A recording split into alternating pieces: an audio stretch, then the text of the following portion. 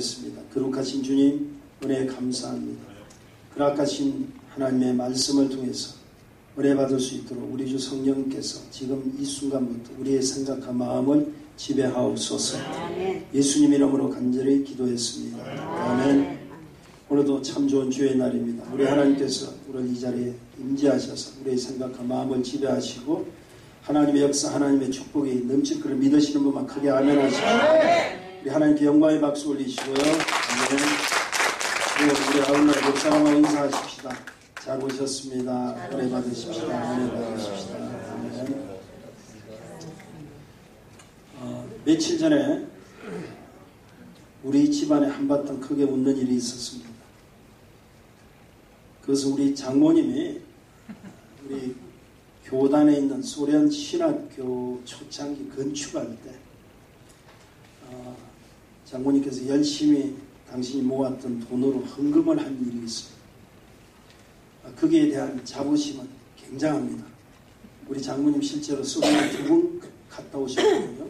소련에 2번까지 갔다 오셨는데 즉 공사하는 그 시공 자금을 우리 장모님이 되셨어요. 그런데 그 신학교가 지금 엄청나게 커져서 많은 지금 주의 종들이 배출된 곳입니다. 그에 대한 자부심이 항상 있어요. 그래서 제가 간혹가다 농담으로 장모님 어떻게 그렇게 큰 신학교를 혼자 지었습니까? 진짜 맞습니까? 이렇게 물어봅니다. 우리 장모님 때로 역정을 해요. 그러면서 지난번에는 뭐라고 그랬더니 가짜 스키 아니야 진짜야 이러는 거예요. 진짜 스키라고. 처음에 무슨 새끼라고 날 보고 깜짝 놀랐어요. 알고 봤더니 그 이유가 뭐냐면 우리가 옛날에 소련에 우리 장모님 한 2분 가지고 저도 소련을 갔다 올 때 소련에 가면 장모님 소련만은 참 쉽습니다. 뒤에다가 무조건 스키만 붙이면 됩니다. 스키.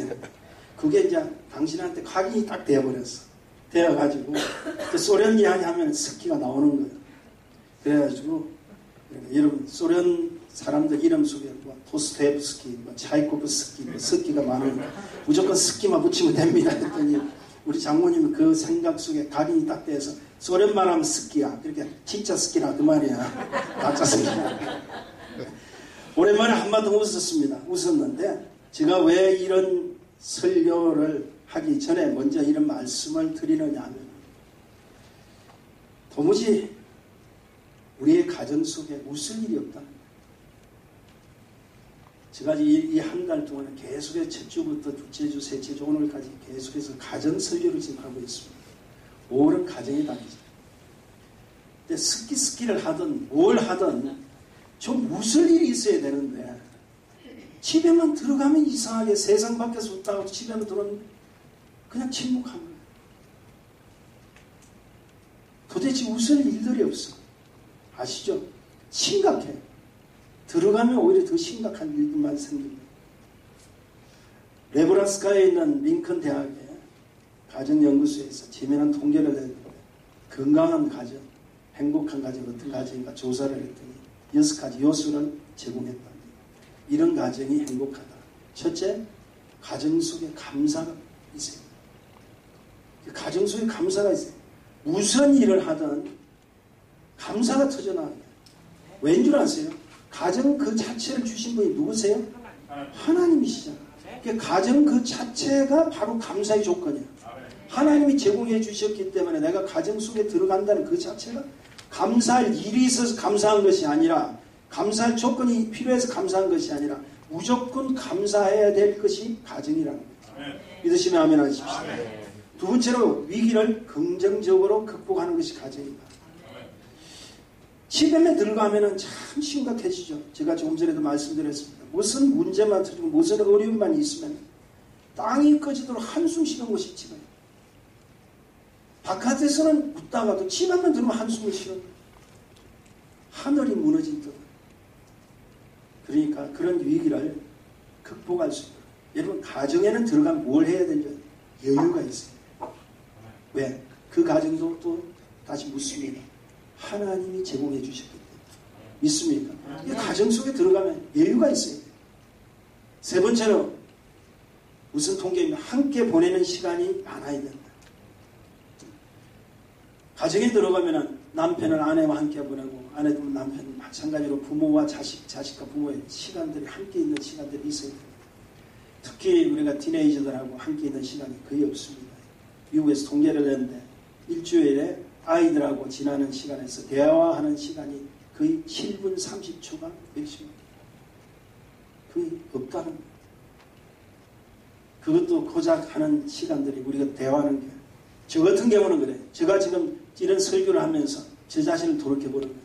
우리 아들이 학교 마치고 이렇게 차를 타고 이제 집으로 옵니다. 주말에 오잖아요. 주말에 오면 제가 하는 말이 딱 3마디밖에 없어요.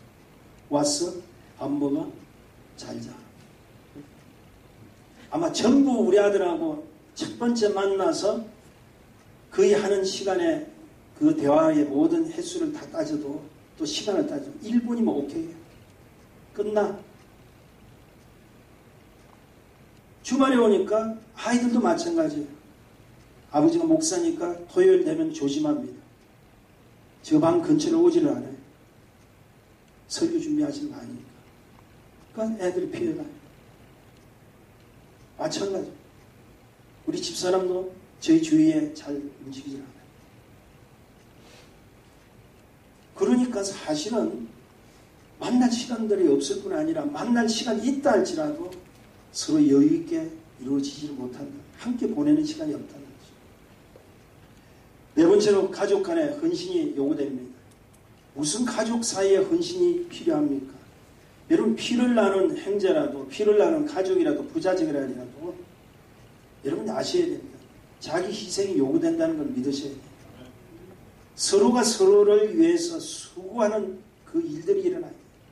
때론 청소도 해줘야 되고 상대를 위해서 배려도 해줘야 되고 상대를 위해서 설거지도 해줘야 되고 모든 자비도 쓸 수 있는 그런 일들 서로의 헌신이 필요한데 그러지 못할 때 우리는 많습니다. 다섯 번째는 좋은 대화가 필요하다는 겁니다. 우리는 누구든지 대화를 하면 특별히 가장인 남자는요 주입식이죠. 가르쳐 주려고 하죠. 교훈식이죠. 그러니까 뭘 상대하고 대화를 하는 것이 아니라 그냥 욱박지르고 안 되면 욱박지르죠.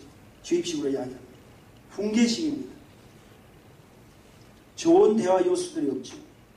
좋은 대화 요소는 무엇인지 아세요? 먼저 들어줘야 돼요. 먼저 들어줘야 되는데 들지 못하면 오죽했으면 애들이 부모들하고 대화를 뭐라고 이야기하는지 아세요? 대놓고 하부터 내는 게 대화. 맞잖아요.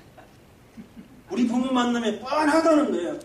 우리 부모 만나면 오늘부터 분명히 나한테 분명히 뭔가 가르친다고 훈계시키를 한다는 대화부터 그것도 잘 안 되면 하부터 내시는 게 부모라는 거예요. 그게 대화라는 거예요. 대화. 여섯 번째는 믿음의 반석이 필요하다고 합니다. 내가 내 자녀라도 내가 마음대로 키울 수 없어요. 먼저 아버지로서 믿음을 보여줘야 되고 어머니로서 신뢰감을 보여줘야 됩니다. 서로 믿고 신뢰할 때 그곳에는 뭐가 터지죠? 기쁨이 있잖아요. 웃음이 터지잖아요. 기쁨과 즐거움이 가득 찬 그런 가정. 원래 하나님이 창조해 주신 축복의 가정인 줄 믿습니다. 중요한 것은 이 6가지 요소의 중심에 반드시 하나님 그분이 계셔야 하고 하나님께 도움을 청해야 하고 하나님의 방법으로 이루어 가야 될 것을 허락하신 것이 가정이라는 것을 우리는 알아야 됩니다. 왜냐하면 가정의 주인은 우리가 아닙니다. 저와 여러분이 아닙니다. 이 땅에 에덴이라는 기쁨을 제공해 주신 하나님이 그분이 허락하신 것이 최초의 가정입니다. 우리 가정은 우리가 주인이 아니라 누가 주인이시라고? 하나님이 주인입니다. 그러니까 가정의 주인이신 하나님께서 모든 것을 다 제공해 주실 텐데 우리는 그 가정에 단지 그분의 도움을 누리고 있는 거예요. 그런 의미에서 오늘 본문을 중심으로 하나님만을 섬길 수 있는 가정이란 어떤 가정인가 좀 알아보기를 원합니다. 자, 한번 따라하십시다. 하나님만을 섬기자. 아멘. 하나님만을 섬기는 가정. 자, 하나님만을 섬기는 가정은 첫째, 하나님을 경외하며 살아가는 가정이라는 겁니다. 우리 1절 다 같이 한번 읽어보십시다. 시작. 여호와를 경외하며 그 도에 행하는 자마다 복이 있도다. 시편 128편은요 성전을 향해 가는 노래십니다. 자, 성전을 향해 가는 이스라엘 백성들이 이 시편 128편을 고백하면서 올라갑니다. 그런데 왜 이 시편 128편의 성전을 향해 올라가는 이 시가 유대인의 결혼식에 가면 반드시 기도문에 이 시편 128편이 반드시 낭독이 돼요. 왜 결혼식에 시편 128편 성전을 향해 가는 이 고백시가 왜 삽입되어야 됩니까? 결혼이 뭡니까? 결혼은 혼자 하는 게 아니잖아요. 누구랑? 남자와 여자가 서로 하나 되어 산 가정을 이루는 것입니다. 그래서 결혼식에서 가장 많이 들려오는 소리가 있죠. 그것이 무엇인지 아세요? 블레싱이라는 거예요. 축복이라는 거예요. 결혼식 가보세요. 축복합니다. 축복합니다. 그러죠. 그런데 그 축복은 누가 줍니까? 주례하는 자가 줍니까? 하객들이 줍니까? 아니에요. 반드시 그 축복의 시작은 하나님으로부터 와야 된다는 걸 잠시도 놓쳐서는 아니 되는 줄 믿습니다. 왜냐하면 하나님이 축복의 근원이시잖아. 그래서 그 하나님이 축복의 근원이신 그 하나님이 우리의 가정을 주관하신 전능자이시기 때문에 내가 하나님을 경외한다는 것은 하나님 앞에 두려움을 표하는 것이고 하나님 앞에 거룩함 앞에 자기 자신을 내어놓는다는 것이고 이거 결혼을 한다는 그 자체는 하나님의 성전에 올라가듯이 내가 하나님 앞에 나의 모든 것을 내려놓고 그분의 거룩함 앞에서 나의 실체를 다 내려놓고 하나님만을 섬기며 하나님을 작정하고 우리는 예배드리기를 원하는 그런 마음으로 가정을 이루어야 된다. 기억하십시오. 하나님 반드시 축복 주시기 전에요. 미리 하나님의 거룩한 앞에 자신을 내어놓는 그 자리에게 또 그 자에게 하나님께서 역사해 주시는 축복이 있는 줄 믿습니다. 우리가 잘 아는 출애굽기 3장에 보면 여러분 잘 아시다시피 하나님의 산 호렙산에 누가 불려 올려갔죠? 모세가 올려갔습니다. 자, 떨기나무 불꽃 속에서 하나님의 음성이 들립니다. 모세야 모세야 이리로 가까이 하지 말라. 내가 쓴 것은 뭐라고요? 거룩한 땅이니 내 발에서 신을 벗으라고 이야기합니다. 왜 하나님께서 모세를 택하셔서 이스라엘의 지도자로 그리고 이스라엘의 해방자로 사용하시기 원하신데 하나님께서 일을 시작하기 먼저 전에 그의 무엇을 주장하기를 원하냐면 먼저 너와 나의 관계 속에서 너는 나를 경외하는 거룩함이 보여야 된다. 거룩해야 된다. 거룩하지 않으면 무슨 일을 해도 안 된다. 우리 교회에 요즘 전도의 무브먼트가 일어납니다. 굉장히 하나님께서 많이 하나님께 축복 주시고 그러나 가장 중요한 그 일 자체가 중요한 것이 아니라 더 중요한 것은 내가 하나님을 경외하는 가운데 하나님의 역사가 일어나야 된다. 하나님은 먼저 우리의 일거리에 관심이 있는 것이 아니라 그 일을 할 수 있는 하나님의 사람 그 자의 거룩함 속에서 하나님의 역사가 이루어 주시기를 원합니다. 내가 이 가정에 하나의 주도권을 갖고 내가 이 가정을 어떻게 하기를 원하는 것이 중요한 것이 아니라 그 가정에 하나님 주신 그 경외함 속에서 당신의 거룩함을 보여줄 때 하나님께서는 모든 것을 제공해 주실 수 있는 축복이 일어난다. 그래서 뭘 이야기합니까? 내려놓으라. 그러므로 이런 사실을 아는 사람은 우리 가정은 한낱 내 한 몸 기댈 수 있는 곳으로만 생각하지 마세요. 내 몸뚱아리 그냥 기대고 하룻밤 자고 하는 것으로 생각하지 말란 말이에요. 왜냐하면 이곳은 하나님의 허락하신 존귀함이 있는 그곳이기 때문에 하나님을 경외할 수 있는 그곳이기 때문에 그 존귀함 속에서 서로 존경하고 서로 용서하고 서로 사랑하는 거룩함이 일어나야 된다 이 말이에요. 성경은 하나님을 뭐라고 해야지 하죠? 송축하라 이런 이야기를 잘하고 있죠. 영어로 bless the Lord라고 이야기합니다. 지금 이 영어를 자세히 보세요. bless the Lord라는 이 이야기를 잘 들어보면요. 어떻게 우리가 하나님을 축복합니까? 우리가 어떻게 하나님을 축복합니까? 자, 중요한 것은 참으로 이해되지 않지만 이 말은 그런 뜻이 아니라 당신이야말로 축복의 근원이라는 거예요. 믿으십니까? 당신이야말로 가장 중요한 우리에게 제공해줄 축복의 근원자라는 거예요. 그러니까 축복은 모든 것이 당신으로부터 나와야 하는 것이 축복인 걸 믿으시라는 거예요. 아멘. 아멘이십니까? 그래서 우리 하나님은 송축한다 축복의 근원 되신 하나님이여 당신으로부터 나는 모든 축복이 나에게 쏟아지기를 임하기를 원한다는 뜻입니다. 한마디로 축복의 기초가 하나님이라 지나는 거예요. 그래서 성전에 올라갈 때 부르는 시편 128편이 결혼식의 기도문이 된 것은 가정의 모든 출발은 하나님이 주인됨을 인정함이 시작이요 그 가정의 구원함은 하나님을 먼저 경외함으로부터 시작된다는 걸 반드시 놓쳐서는 아니 될 줄 믿습니다. 사도행전 10장에 보면은요, 백부장 고넬료의 가정이 나옵니다. 그 가정이 이방인 중에서 제일 먼저 뭘 받았죠? 성령을 받은 거듭난 집안. 한마디로 이 말은 뭐냐? 축복받은 가정이죠. 근데 거기에는 그러면은 복받을 이유가 있죠. 사도행전 10장 2절에 보니까 그가 경건하며 온 집으로 더불어 하나님을 경외하며 백성을 많이 구제하고 하나님께 항상 기도했다고 증언하고 있습니다. 자, 비록 이방이지만 그가 한 것은 하나님을 뭐 했다고요? 경외했다는 거예요. 그러니까 하나님을 경외한 그 자에게 하나님은 작정하시고 베드로까지 보내주셔서 온 집안이 구원의 축복을 일으키를 하나님께서 마음을 쓰셨다. 그러니까 여러분이 복받기를 원하십니까? 아멘. 여러분이 복받기를 원하시면 먼저 하나님을 경외하십시오. 당신의 모든 사역 가운데 하나님의 영광이 드러나기를 원하십니까? 여러분 먼저 하나님을 경외하십시오. 경외하시면 하나님의 천사를 보내서라도 당신을 복 주실 수밖에 없다는 걸 믿으셔야 돼요. 하나님 복을 가지고 오신다. 왜? 근데 경외하지 않으면 하나님께서 역사해 주실 수가 없다. 자, 경외에는 세 가지의 뜻이 있습니다. 높인다, 섬긴다, 그리고 믿는다는 세 가지 뜻이 함축되었습니다. 그러므로 하나님만을 높이는 가정, 하나님만을 섬기는 가정, 하나님만을 믿는 가정이 당연히 행복해질 수밖에 없는 자. 그 자가 바로 하나님을 잘 믿는 하나님의 백성들의 가정인 줄 믿습니다.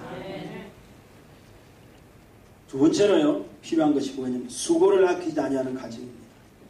우리 2절 다 같이 한번 읽어볼까요? 시작. 내가 내 손이 수고한 대로 먹을 것이라. 내가 복되고 형통하리라. 자, 한번 묻습니다. 우리 예수 그리스도께서 결혼을 하신 적이 있나요? 예, 이것도 목사로서 감히 묻는다는 게. 우리 주님 결혼 안 하셨죠? 그냥 30년 동안 그분이 가정을 이루신 거 아시죠? 결혼을 해야만 꼭 가정이 이루어지는 건 아니잖아요. 그죠? 자, 부모를 봉양했고 동생들은 잘 돌봐 주셨던 우리 주님. 자, 그뿐 아니라 공생에 이제 집을 나왔으면 출가하셨습니다.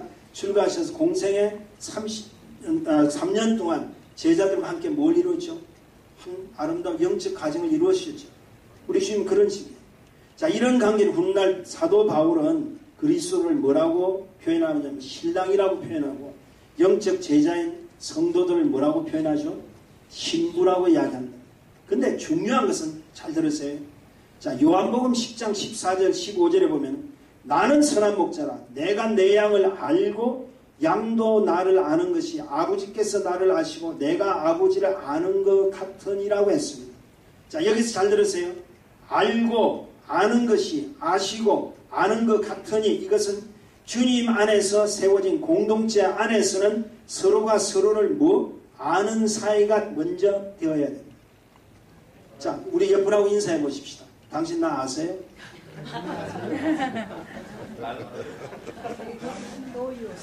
여러분 잘하게 보세요. 사실요, 잘 들으세요. 제가 왜 이러냐. 몇십 년을 살아도 잘 몰라. 이 지금 심각한 이야기입니다. 내가 내 아내를 잘 몰라. 아내도 마찬가지로 남편을 잘 모르는 시대. 자녀가 부모를 모르고 부모가 자녀의 마음을 몰라요. 근데 성경에 뭐라고 하면 나는 선한 목자는 내가 내 양을 알고로부터 시작됩니다. 양도 나를 아는 것이 아버지께서 나를 아시고 내가 아버지를 아는 것 같으니 여기서 우리가 아는 사이라는 것은 도대체 남편의 꿍꿍이 속이 무엇인가? 도대체 아내의 본심이 무엇인가? 이거 궁금하면 모든 거 캐어내는 것이 아는 사이가 아닙니다. 여기서 잘 이야기하는 아는 사이라는 건 서로의 공감대를 형성하고 서로의 생각을 나눌 수 있고 서로의 행복을 꿈꿀 수 있는 그 사이를 아는 사이라는 거예요. 믿습니까? 그런데 부부이면서도 부자지간이면서도 서로 아는 사이가 못하니까 도대체 우리 집안의 공감대가 무엇인지를 몰라. 우리가 행복해 가야 될 일이 무엇인지를 몰라. 그러니까 여기서 뭐가 필요하냐면 절대적인 노력과 수고가 요구된다. 한마디로 자기 희생이 필요하고 한마디로 절대적인 예씀이 필요하죠. 이 절대적인 예씀과 이 모든 것이 희생이 필요한 이 단어를 뭐라고 합니까? 이것을 수고라고 지금 성경이 표현하고 있습니다. 근데 성경이 뭐라고 합니까? 이 수고를 하라는 거예요. 이런 수고를 외면하면 안 된다. 내가 내 손이 수고한 대로 먹느니라. 그러니까 노력하고 애쓴 만큼 당신에게 복이 따라오는 걸 믿으셔야 됩니다. 이 수고를 외면해버리니까 어떻게 됩니까? 도대체 내 남편이 내 남편 같지 않아. 내 아내가 내 아내 같지 않고 내 자녀가 내 부모가 우리 자녀 우리 부모 같지 않아. 그래서 나온 말이 뭔지 아세요? 아내란 뜻을 잘못 알고 무엇이든지 아내스가 아내고 남편이라는 뜻은 뭘 향해 무조건 남의 편만 드는 것이 남편. 막 사람들이 자기가 지어내서 이렇게 하냐. 여러분 보세요. 어떻게 내 아내가 내 아내를 바라볼 때 무엇이든지 아내서 아내고 내 남편을 보내서 저 양반은 무조건 남의 편만 된다는 게 남편이라고 생각합니다. 그들이 누구예요? 사랑하는 내 아내들이요. 사랑하는 내 남편들이죠. 그러므로 사랑하는 아내들이요. 무엇이든지 남편에게 잘해주세요. 아멘. 사랑하는 남편들이요. 무엇이든지 아내 편 들어주세요. 아멘. 그래서 이렇게 고백해야 돼요. 우리는 뭐냐? 남편은 특별히 당신은 내 살 중에 살이요 내 뼈 중에 뼈라고. 그것이 힘들면은 딱 석자로 줄일 수 있어요. 당신은 나의 갈비살이라고. 살 중에 살이요 뼈 중에 뼈를 줄여보세요. 그건 갈비살밖에 더 돼요. 그것도 안 되면은 하지 마세요. 그 차라리 가능성이 없는 분들이 차라리 안 하는 게 나아. 그럼 왜 소구가 필요한지 아세요? 성향이 달라. 남자 여자들이 성향이 달라. 여러분 같이 살아도 성향이 달라. 기질이 달라. 자, 대체로 남자는 뭘 해보냐면은 되든 안 되든 목표 지향적입니다. 그래서 꿈들이 많아. 헛하는 꿈들은 그래서 막 안 될 거 뻔하게 알면서도 막 생각도 많이 해. 그 왜냐면 목표 지향적이거든. 그래서 성부 보기를 좋아한단 말이야. 단숨에 뭐라고 해치운다 그러나 그런 거 하기 좋아합니다. 그래서 결론 내기를 좋아합니다. 항상 머리를 생각하고 사는 거예요. 그러니까 여러분 보세요. 우리 운동 경기를 뭐 스포츠 일 관람을 한다고요. 근데 뭐 잘한다 화이팅 화이팅 절대 그러죠. 성부 보기를 원하니까 못하면요 그냥 공격적입니다. 죽여. 이 운동 경기 이렇게 같이 보면은요 살인 사건 날 것 같아요. 막 죽이라 그러죠. 그게 왜냐면은 자기 관심에 집중하기 때문에. 그러니까 자기 관심에 집중하니까 성부 근성이 있고. 여러분 남자도 군대 이야기로 하세요. 완전 목숨 걸고 이야기합니다. 기질들이 있단 말이에요. 근데 여자들은 안 그래요. 여자들은 감개지향적이라. 감개지향적이니까 가슴으로 감정으로 누리기를 원해. 조금만 여자한테 타치 하고 조금만 당신은 내 살 중에 살이요. 당신은 그거 타기 싫으면 아까 뭐라고 당신은 나의 갈비살이야. 이렇게만 해도 여자들은 살아. 그러니까요. 여러분 보세요. 여자들은 감정이 남자는 바로 결론 내기 좋아하니까 남자는요 드라마 안 좋아합니다. 어디 뭐 좋아하냐? 영화 좋아해. 영화 한 편은 다 끝나거든요. 시합 끝나거든요. 근데 여자들은 영화 안 좋아해요. 뭐예요? 드라마 연속극 좋아합니다. 자꾸 결론이 이어가거든. 계속해서 이어가니까 또 다음에 뭐 나오나. 그러니까 거기 관계지향적이잖아. 이 사실 여자들이 그래서 외로워요. 건수만 있으면 말하고 싶은 거예요. 근데 여자들은 체질적으로 누가 통계를 냈더니 하루에 23,000 단어를 써야 됩니다. 23,000. 근데 남자들은 고작 쓰는 게 8,000 단어예요. 그것도 남자는 이미 밖에 나가서 다 쓰고 집에 들어오니까 쓸 것도 없어. 근데 여자들은 기다린 남자 기다리다 드디어 이제 남편이 오니까 이제 22,000원 써야 23,000원 써야 되니까 그때부터 퍼붓기 시작하는 거예요. 그러니까 그 지쳐서 피곤한 그 남자한테 이렇게 하니까 그걸 남자가 들어주는 남자는 듣다가 그냥 들어가 버리죠. 대화가 안 됩니다. 그러니까 여자는 그때부터 거절한 거야. 외로운 거야. 그래서 찾는 게 뭐냐. 그 다음부터 핸드폰 딱 들고 어디로 가니까 그냥 쓸데없는 전화직으로 이제 전화를 하게 돼. 여자가 이제 즐겨 쓰는 방법이 전화 그런 거죠. 그렇지. 한번 전화 딱 들었다면 했다 하면은 남자들 하면은요 30분에서 1분이 끝나요. 좀 길으면 뭐 중요한 것 같으면 한 5분이면 끝나요. 여자들은 딱 했다 그러면은 30분 내지 1시간을 간다. 내가 어떨 때 저기 팔이 붙어 있는지 안 붙어 있는지 그래서 가만히 들어보면 전화 내용에 지나가다 들어도 주제가 도대체 없어. 주제가 대원치로 없는데 그것도 하다 보면 전부 남의 스토리야. 남했습니다. 그러고도 끝나면서 뭐라고 하냐. 자세만은 다 만나서. 자세만은.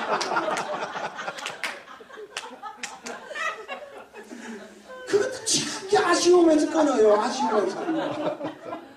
제가 그걸 보고 뭘 느끼냐면 이 땅에 여자 없으면 핸드폰 해서 다 망합니다. 제가 이걸 예언하는 거예요. 여자가 약함. 근데 그렇지도 않아요. 섹스피어가 이야기했죠. 연약한 자여 그 이름은 여자예요. 여자들 절대 약하지 않습니다. 무지무지하게 강합니다. 죄송하고 참 창피한 이야기. 우리 집안에서 나는요, 우리 집에 차들, 아이들 차도 있고 저 차도 있잖아요. 우리 집안 차도 있잖아요. 나는 내 손으로 내가 한번 직접 가서 쉽게 해서 오일 체인지 해본 적이 없어요. 모든 자동차에 대한 거는 우리 집 사람이 혼자. 어제도 뭐 우리 아들 차를 가지고 왔더니 갑자기 뭐 점검해보니까 여하튼 브레이크가 얘들은 뭐 타고만 다닐 줄 알지 점검도 못해. 브레이크가 완전 종이짝처럼 이렇게 그 위험한 정도로 되었다. 그리고 어제 그 바쁜 와중에 두 군데를 좀 더 또 여자들은 있잖아. 조금 싼데 또 찾아다니면서 야 내가 속으로 말은 안 해도 진짜 대단하다. 강한 자. 그래서 그런데 성경 뭐라고 해요? 수고한 대로 뭐라고 해요? 먹을지어다. 그러니까 가정에 의해서 여러분 옛사람 만큼 축복이 들어와요. 기질이 다르고 성향이 어차피 다른 사람끼리 하나님께 만나 주셨다면 그것을 하나님 주신 귀한 것은 잘 감사하게 우리가 서로 노력하고 예습이 필요하다는 거죠. 마지막으로 하나님의 축복을 잘 관리하는 가정이 되어야 됩니다. 3절에 보니까요. 우리 3절 다 같이 한번 읽어보십시다. 시작. 내 집 내실에 있는 내 아래는 결실한 포도나무 같으며 내 상에 둘린 자식은 어린 감람나무 같으리로다. 자, 아내를 보니까 뭐라고 하냐면 결실한 포도나무 같다. 풍성함을 이야기하죠. 그 다음에 자식은 어린 감람나무 같다. 자, 자식이 있으면 가정에 힘을 가셔야 합니다. 왜냐하면 가정은 이 땅에서 천국의 모형이기 때문에 천국은 부족함이 없는 곳이죠. 연약한 곳이 천국이 아니잖아요. 근데 이 모든 근원은 가족 간에 무엇에서부터 나와야 되느냐면 힘이 모아진다는 것은 숫자가 이야기 개념이 아닙니다. 사랑이라는 거예요. 그 사랑의 힘이 모아질 때예요. 사랑이 무엇입니까? 자기의 유익을 구하는 것이 아니잖아요. 사랑이 무엇입니까? 자기의 실리보다는 상대를 먼저 위한 것입니다. 아니잖아요. 그것이잖아요. 그러니까 그럼에도 불구하고 서로의 실리만을 위해서 산다는 그건 가족 공동체 가정이 아니죠. 자, 하나님이 주신 축복 관리라는 게 뭡니까? 그저 상대에 대한 배려입니다. 상대에 대한 이해가 관리하는 거예요. 왜? 축복을 이미 하나님께 주셨기 때문에 내가 관리한다는 것은 내가 하나님 받은 사랑을 베푸는 것이 관리예요.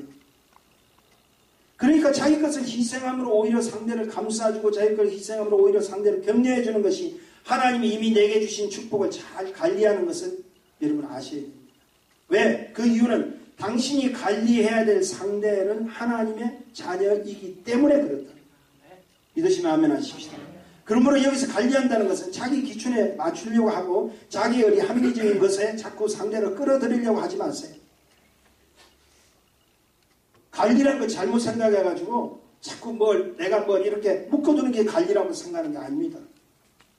자, 자녀들하고 관계도 마찬가지예요. 자녀들을 가리키는 유행들이 몇 가지 있거든요. 처음에 위해편이 있습니다. 위협시키는 거예요. 자녀이면서도 너 한 번만 더 해봐. 벌써 이 말에 벌써 아이들은 다 위협감을 느끼고. 그 다음에 나열행이 있어요. 나열행이란 게 뭡니까? 자, 평소에 잘못했던 거 다 모아놨다가 문제만 터지면 다 쏟아붓는 거예요. 너 이런 거 자자자자 모아다가 일만 터지면 그렇게. 이거는 자녀들뿐만 아니라 부부 관계도 마찬가지예요. 가정에서 일어날 수 있는 이야기예요. 누가 잘못하면 당신이 어전에 어떻게 귀여운 것도 기가 막혀. 그 다음에 조소행이 있습니다. 이게 참 비꼬는. 한마디 비꼬는 거죠. 잘 논다. 네가 하는 일이 다 그렇지. 똑같은 말 한마디라도 좋게 해줄 수 있는데 이상하게 말 한마디 던져준 게 상대의 마음을 싹 끌어줍니다. 그뿐 아닙니다. 변덕행위 있습니다. 이게 뭡니까? 자, 부모가 자녀들을 가르쳐주기 위해서 뭐 잘못하고 고쳐주기로 해서 뭐라 한다고 한다면, 나무라 한다고 한다면 그것이 분명히 아버지의 기준에서 잘못된 거죠. 끝까지 잘못된 것으로 가르쳐 주십시오. 근데 오늘은 그 잘못을 인정해주고 내일은 아니다 그러고 똑같은 사건이 터지면서도 오늘은 괜찮아 해놓고는 내일은 똑같은 일을 해놓고도 그걸 가지고 막 뭐라 하는 부모들이 없지 않아 있어요. 그거는요 안 돼요. 그럼 벌써 아이들이 자기 아버지를 몰라. 자기 어머니를 몰라. 부모에 대한 걸 몰라요. 이런 것을 일컬은 뭐라고 그러죠? 그때 달라요. 그러니까 참 중요합니다. 이거보다 더 나쁜 행위였거든요. 그게 바로 마지막 비교 행위. 쟤는 안 그러는데 너는 왜 그래?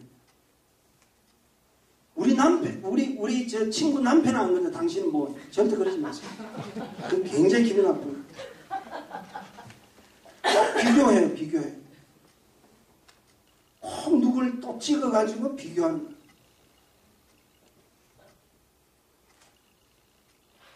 이조시대 때 유명한 영의정이었던 정성 중에 항의정성이라고 들어보셨나요? 항의정성. 항의정성이 어느 날 길을 가다가 내가 금요일날 소이야기 했듯이 갑자기 그 생각이 납니다. 두 마리 소를 가지고 한 농부가 쟁기를 가지고 이렇게 갈고 있단 말이에요. 소를 갈고 있는 거는 이제 밭을 갈고 있는 걸 보니까 항의정성이 그 농부를 불러가지고 이보게 어느 소가 잘 가냐.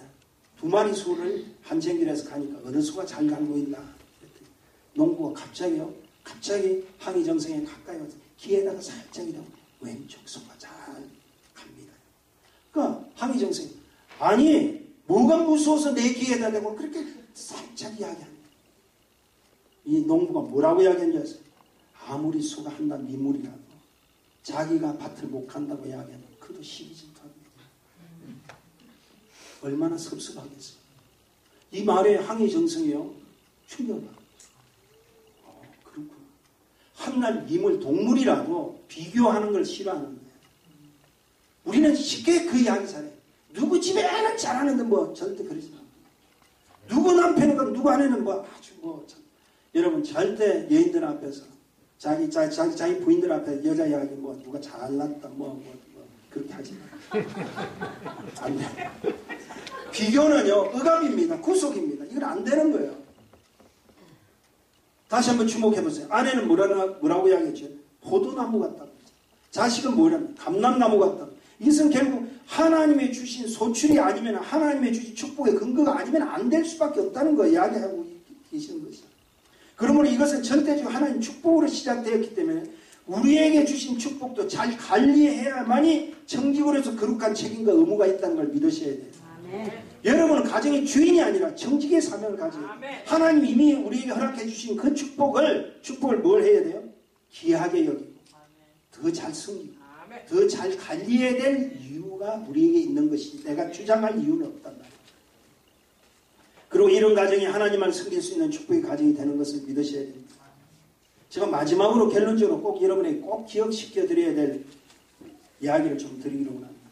우리가 지금 세 가지를 이야기했죠. 첫째 하나님을 경외하며, 두 번째 수고를 아끼지 아니하면, 세 번째는 축복을 잘 관리해라. 자, 그런데 이 축복을 관리하고 수고를 아끼지 않고 그리고 하나님을 경외하는 그 자신은 누가 해야 되나요? 다시 이야기해서 이 만족 전적으로 나에게 달려있다. 상대에게 자꾸 생각을 띄워맞추지 마십시오. 나에게 달려있다. 그러니까 문제는 뭐냐면 나 자신이 회복받지 않으면 오늘도 축복도 수고도 경외함도 그냥 흘러 지나가는 말씀으로 끝난다. 절기 때만 되면 가정주간만 되면 이런 말하고 그냥 떠나고 또 지나가는 거예요. 문제는 저와 여러분 바로 당신 나 자신이 회복받아요. 나로 인해서 함께 공유해야 되기 때문에 나로 인해서 하나님께서 주시는 그 축복자들을 붙여주셨기 때문에 우리는 함께 하는 모든 일은 나로부터 시작되어야 되는 걸 믿습니다. 그렇다면 무엇을 회복받아야 될까요? 나의 무엇이 회복되어야 될까요? 우리 회복받아야 돼요. 제가 그 답을 좀 가르쳐 드릴까요? 답은 바로 여기에 있습니다. 저는요, 저 자신을 이렇게 아침마다 거울을 볼 때마다, 야, 내가 아무리 봐도 너무너무 잘생긴 거야. 아, 목사치고는 정말 잘생겼어. 아무리 봐도 이거는 목사치고 너무 얼짱이야. 아멘. 백은사님 맞죠? 아멘. 여러분 잘 들으셔야 돼요. 오늘 목사님 왜 저러나 여러분 잘 들으셔야 돼요. 이거 인정하지 않으면 제가 여러분 성경적으로 표현합니다. 여러분 사악한 자. 이거 나 잘생겼다고 인정, 나 미남이라고 인정 안 하면 여러분 나쁜 자들이에요.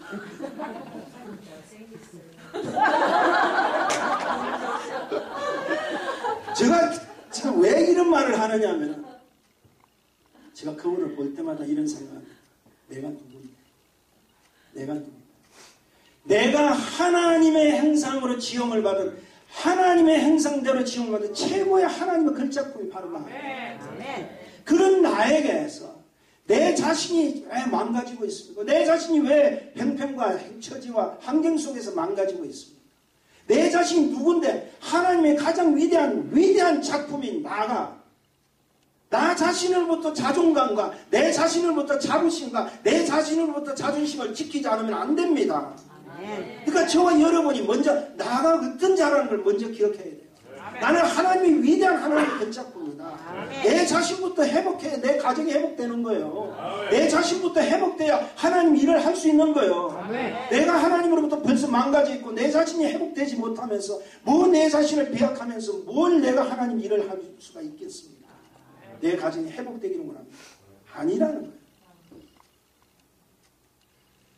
우리는 거룩한 자부심을 내 삶 속에서 내 자신 속에서 먼저 찾아야 돼요. 왜? 나를 창조하신 그 창조주 하나님 속에 이미 나를 지으실 때 하나님의 사랑이 깔려있잖아요. 그분의 사랑이 깔려있잖아요. 근데 우리가 왜 망가져야 돼요? 왜 사랑하는 자들끼리 왜 사랑한다 표현조차도 지금 못하고들 있습니다. 기억하십시오. 한국 대구에 옛날에 지하철역에서 불이 난 거 아시죠? 참사, 대참사죠. 참 불행한 일이죠. 그 사건 속에서 가장 많이 올라온 텍스트가 있어요. 문자 메시지가 있어요. 막 불이 나니까 이제 사람들이 마지막이잖아요. 이제 나갈 수도 없어. 가지고 있는 전화기에서 막 문자를 많이 텍스트 칩니다. 근데 제일 많이 떠올란 문자가 뭔지 아세요? 사랑이란 단어예요. 사랑하는 자기, 사랑하는 여보, 사랑하는 아들아, 사랑하는 딸아. 인간의 마지막 할 수 있는 가장 고귀한 단어가 무엇이냐면 사랑이라는 단어들이 떠오릅니다.